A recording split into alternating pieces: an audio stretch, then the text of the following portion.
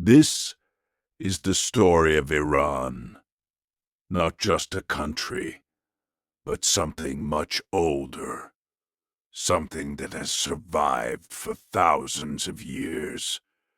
Now today, when people hear the name Iran, they think of war, tension, conflict. But here's the thing, that's only the surface, because long before the modern world, this land had another name, Persia. And that's where it gets interesting, because Persia wasn't just surviving, it was once one of the most powerful civilizations on Earth. If you look at Iran today, you see pressure from all sides, sanctions, threats, a constant feeling of tension. But something changed over time. Inside Iran, people don't just see enemies. They see history repeating itself, because this has happened before, again and again. Foreign powers trying to influence, control, or break them. And here's the thing, every single time that happened, Iran adapted. Let's go back, way back, before empires, before kings. People were already here, building cities in a harsh land of deserts and mountains. And that's where it gets interesting, because this land wasn't easy to survive in. You had to be strong. You had to adapt. And maybe that's where the story of Iran really begins. Then something changed. A leader appeared. His name was Cyrus. Now here's the thing. He didn't just conquer land. He brought people together. Different cultures, different beliefs. And instead of destroying them, he allowed them to exist. And that's where it gets interesting, because this wasn't how most empires worked. Cyrus built something different, something stronger, an empire that stretched across continents, but held together by respect. But power always attracts resistance. To the west, there was Greece, small city-states, but fiercely independent. And when Persia moved toward them, conflict was inevitable. But here's the thing. This wasn't just about land. It was about control, influence, survival. And something changed during these wars.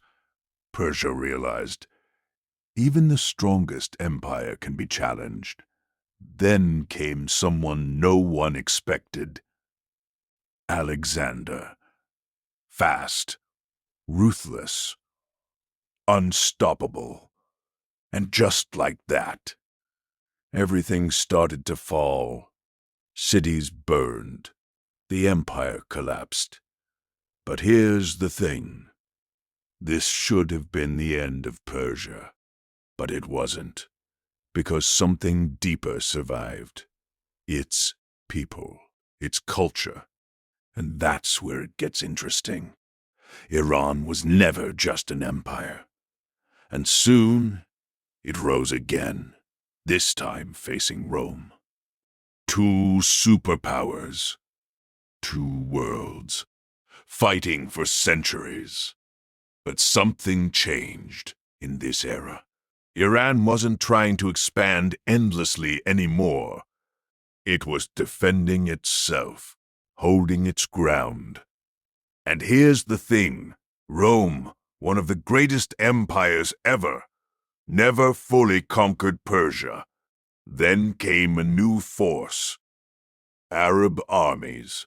And this time, Persia fell. But something changed again. Instead of disappearing, Iran adapted. It embraced Islam, but made it its own. And that's where it gets interesting, because even after losing everything, its identity survived. Centuries later, Iran made a bold decision. It became a Shia nation.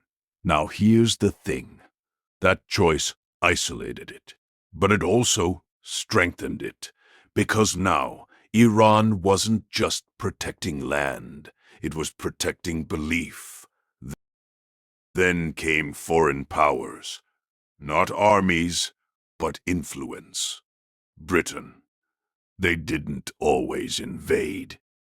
They controlled quietly. And something changed in the minds of Iranians. They remembered what it felt like to lose control of their own future. So in 1979, everything shifted. The old system fell, a new one rose.